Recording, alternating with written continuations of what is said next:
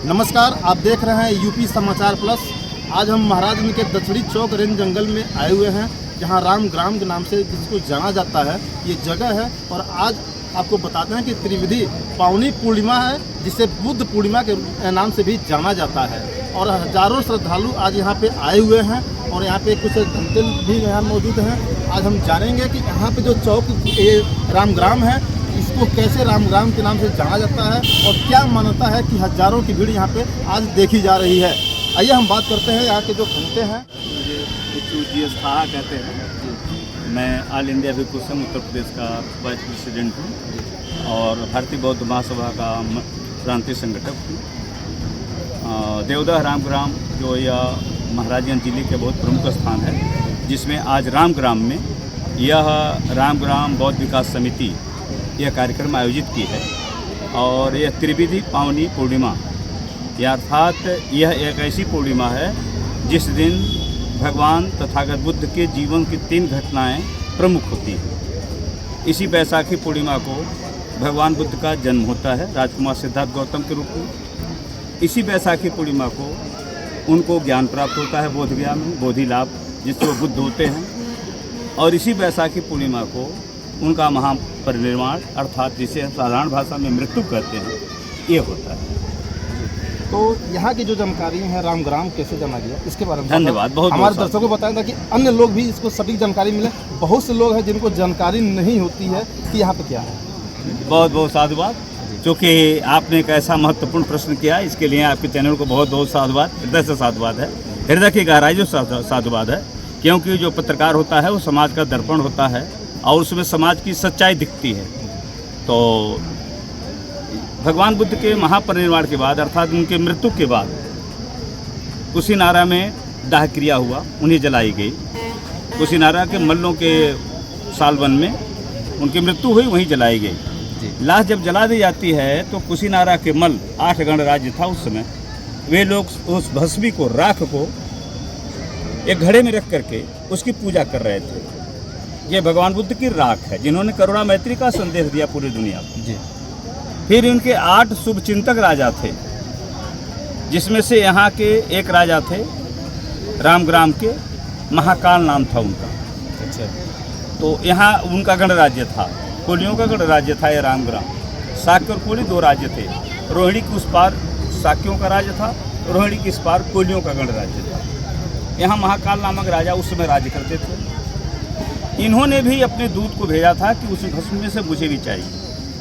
लेकिन वहाँ के जो राजा लोग थे, मल्ल राजा, वो भस्मी देने को तैयार नहीं थे। लास्ट में युद्ध की नौबत आ जाती है। तो वहाँ द्रोण नामक एक व्यक्ति होते हैं, वो कहते हैं कि भाई, जिस आदमी ने पूरी जिंदगी भर करुणा और मैत्री का पाठ पढ़ाया और उनके मरने के बाद उनके राख के लिए झगड़ा कर लेना, ये तो कोई बहुत अच्छी बात नहीं। तो उन्होंने 8 भागों में उस भस्मी को विभाजित किया। तो 8 राजा को दिया गया, जिसमें से महाकाल नामक राजा यहाँ लाए और 1/8 वह भाग जो था वह पूर्णतः यहाँ सुरक्षित। बाकी तो खुदाई कर दी गई। सम्राट अशोक के शासनकाल में सम्राट अशोक 84,000 स्तंभ, 84,000 लाट, कुएँ, तालाब, बाग, धर्मशाला बनवाए। उस समय भगवान बुद्ध के उस भस्म को थोड़ा थोड़ा डाले। लेकिन यहाँ जब उसकी खुदाई कराने उनके सेनापति आए तो यहाँ का जनमानस, चूँकि यह जो परिक्षेत्र है यह बड़ा कारुणिक है, बेहद दयालु है और यहाँ के भूमि में ही मैत्री झलकती है, कोई ईर्ष्या द्वेष नहीं है। तो यहाँ के लोगों ने इस तरह से कक्कन जोड़ करके, एक दूसरे का बाँह पकड़ करके पूरे परिक्षेत्र को, लगभग 8 किलोमीटर के रेंज में इस क्षेत्र को घेर लिया। सेनापति जब देखता है इनकी श्रद्धा को तो राजा को सूचना भेजता है, सम्राट कि यहाँ की जनता भगवान बुद्ध के प्रति इतनी श्रद्धावान है कि उस अस्थि को, उस स्तूप को खुदने नहीं दे रही है। तो राजा अशोक का निर्देश होता है कि तब वहाँ से उनका नमन करके, तुम लोग उनके श्रद्धा के सामने नमन करके पुनः वापस चले आओ। वही 1/8 जो यहाँ भस्मी है वह एक स्तूप, और उस प्रकार से बहुत सारे यहाँ स्तूप हैं। और उस यहाँ के 8 स्तूप हैं, यहाँ के 8 स्तूप हैं, जिसके बारे में आदरणीय महाराज साहब सुरेंद्र जी आप ऊंची जानकारी देंगे। बहुत बहुत साधुवाद आपने। जी, ये जगह है जो बताया जाता है राम ग्राम है, और यहाँ पे खुदाई भी अभी जो है पुरातत्व विभाग ने यहाँ पे शुरू किया था, अभी फिलहाल बंद किया है, जिससे खुदाई शुरू होने वाली है। फिर क्या लगता है आपको? सबसे पहले धन्यवाद मैं देता हूँ आपके चैनल को, यूपी समाचार, कि आप इस आज परम पावन पर्व पे जो त्रिविध पावनी पूर्णिमा के नाम से विख्यात है विश्व में, तो सबसे पहले मैं आपके चैनल के माध्यम से पूरे विश्व के मंगल कल्याण की कामना करता हूँ और बुद्ध पूर्णिमा की बधाई देता हूँ।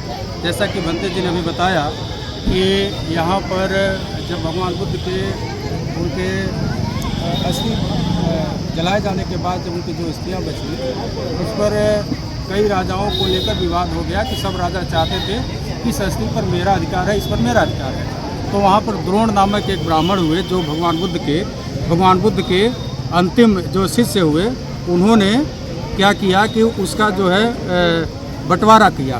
तो सबसे पहले बंटवारा किया राजा अजातशत्रु, जो राजगृह में तथागत बुद्ध का स्तूप बनवाया उसी अस्थि पर। दूसरे जो वैशाली के लिच्छवियों ने भी भगवान बुद्ध के उस अस्थि पर कलश पर अपना स्तूप बनवाया। तीसरे कपिलवस्तु के शाक्यों ने, जहाँ आप जानते हैं कि भगवान बुद्ध का बचपन का जन्म वहीं हुआ था, वहाँ भी स्तूप बनवाया गया। अल्लकप के बूलियों, यह इतिहास में नहीं आपको मिलेगा, अल्लकप के बूलियों ने भी उस तथागत बुद्ध के अस्थि पर अपना स्तूप बनवाया। और रामग्राम के कोली, जो ये यहाँ हम जहाँ खड़े हैं, यह रामग्राम के कोली क्षेत्र में आता है, इस नाते रामग्राम के कोलियों ने भी यहाँ पर बनवाया है। 7 पहाड़ियाँ आपको मिलेंगे और 7 छोटी छोटी आपकी पोखरियाँ भी यहाँ पर मौजूद हैं, अभी आप भ्रमण करके दिखा सकते हैं। उसके बाद छठ में जो है वेठद्वीप के ब्राह्मणों ने भी भगवान बुद्ध के अस्थि पर अपना स्तूप बनवाया। पावा के मल्लों ने भी भगवान बुद्ध के अस्थि पर अपना ये स्तूप बनवाया। और कुशीनारा के मल्लों ने भी अपना स्तूप बनवाया भगवान बुद्ध के अस्थि कलश पर। इसके बाद द्रोण नामक ब्राह्मण ने भी, जिन्होंने वो निर्धारण किया था तुम्बका, यानी जिसमें अस्थियां थीं, उस पर उन्होंने स्तूप बनवाया। और उसके बाद पिपली वन के मौर्यों ने भी कोयले के अंगारों पर भगवान बुद्ध के अस्थियों पर स्तूप बनवाया, जिसे अंगार चूड़ के नाम से जाना जाता है। तो ये जब खुदाई अभी हुआ है, ये बहुत ऐतिहासिक है। महाराज इनका जिला प्रशासन ने बड़ी शालीनता के साथ, विनम्रता के साथ खुदाई किया है और काफ़ी ऐतिहासिक चीज़ें यहाँ पर प्राप्त हुई हैं जो संग्रहालय में संरक्षित है। ये भारत सरकार जो है इस पर जो है खुदाई करा रही है, और क्या लगता है कि जो है यहाँ का जो अगर कायाकल्प किया जाता है तो यहाँ का महाराजगंज का भी एक नाम जो है काफ़ी जो है आगे आएगा। और जैसे कुशीनगर है, सिद्धार्थ नगर है, इस तरह का जो ऐतिहासिक जगह है, क्या महाराजगंज का मिलेगा? महाराजन का ये जो ऐतिहासिक स्थल है, जैसे कुशीनगर है, सारनाथ है, रोपणी है, और ये इन सभी जगहों की तरह यह स्थान भी एक पवित्र स्थान की श्रेणी है। अब सोचिए, जहाँ विभिन्न 8 राजाओं ने भगवान बुद्ध के अस्थियों पर अपना स्तूप बनवाया है, तो एक अस्थि यहाँ भी तो है। तो यह चीनी नागरिक आए थे यहाँ पे भ्रमण के दौरान, उसके बारे में क्या जानकारी? चीनी नागरिक के विषय में हमारे आदरणीय एमपी बहुत जी हैं। आपको जी आपको बता दें कि जो है 2 चीनी नागरिक, जिनको वान हेनसांग और एक फयान जो है वो आए हुए थे, ठीक है, वो आए थे और उन्होंने भारत में आकर के यहाँ के जो है संस्कृति को देखा, जाना, और यहाँ के जो एक मान्यता है कि उनके द्वारा इसकी जो है एक बताई गई है, जो अपने किताब में लिखी हुई है, वो यहाँ पे जिक्र है। आप बताइए कि कितना जानकारी है इसके बारे में? जी, जितना हो सकता है जो सही है सब बता सकते हैं। बताइए। ये 6वीं शती में जी ये हेनसांग यहाँ पर आए थे। उस समय जो है राजा हर्षवर्धन का राज्यकाल था जी।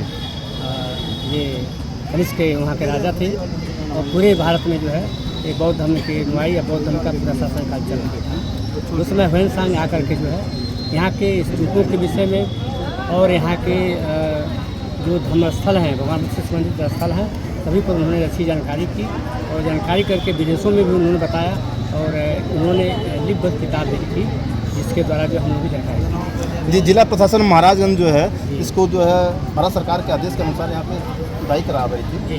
क्या लगता है कितना आप लोग जो है इसके आगे? पुरातत्व विभाग जो है भारत सरकार की ये यहाँ पर डीएम के द्वारा जो है खुदाई की जा रही थी। इसमें खुदाई हुआ, लेकिन कुछ मूर्तियाँ भी उसमें निकली हैं। लेकिन पुरातत्व विभाग जो उन मूर्तियों को जो है किसी को फोटो लेने से वो मना कर रहा था, तो नहीं लेने दे रहे थे। लेकिन उसमें कुछ भगवान की बुद्ध की मूर्तियाँ भी निकली हुई हैं, जिसको जो है वो संग्रहालय में अपना रख रहे हैं और पुनः खुदाई होगी और ये निश्चित रूप से भगवान बुद्ध की जो अस्थियाँ यहाँ रखी गई हैं उसमें भगवान बुद्ध से के अवशेष इसमें मिलेंगे। चलिए ठीक है, आज बुद्ध पूर्णिमा है और हम चाहते हैं कि हमारे चैनल के माध्यम से जो भंते जी हैं ये पूरे देश के जो भी अनुयायी हैं उनको जो है संदेश क्या संदेश देंगे। बहुत बहुत साधुवाद। इस पूर्णिमा के अवसर पर मैं समस्त देशवासियों सहित संसार के सभी प्राणियों की मंगल कामना करता हूँ। आज बुद्ध पूर्णिमा है और आप देख सकते हैं कि यहाँ पे हजारों लोग यहाँ पे आज आए हुए हैं और आपको बताते हैं कि ये इनकी जो है एक भक्ति ही है और कहें तो मतलब एक आस्था है जो भगवान बुद्ध से जुड़े लोग। भगवान बुद्ध की जो है आज पूर्णिमा है और आज महाराजगंज के दक्षिणी चौक रेंज में ये रामग्राम है जहाँ पे हजारों लोग अनुयायी यहाँ पे आए हुए हैं और अपनी आस्था को लेकर के यहाँ पे लोग अपनी राय रखे हैं। और भंते यहाँ पे जो देखें और पीछे जो दिखाइए ये स्तूप है, आप देख सकते हैं कैमरे के पीछे आप देखिए स्तूप है। इसी पे जो है रामग्राम के नाम से लोग यहाँ पे जानते हैं और भारत सरकार के द्वारा यहाँ पे खुदाई भी यहाँ पे कराई गई थी। अभी पिछले 2-3 महीने पहले यहाँ पे खुदाई चल रही थी और यहाँ पे कुछ ऐतिहासिक जो चीज़ें धरोहर भी थे वो जो मिले हैं जिसको पुरातत्व विभाग ने उसको संग्रहालय में सुरक्षित रखा हुआ है। और देखा जाए तो ये फिर से खुदाई कब चालू होगी ये आने वाले समय में ये कंफर्म हो पाएगा। आप देख रहे थे यूपी समाचार प्लस, मैं ओंकार नाथ वर्मा।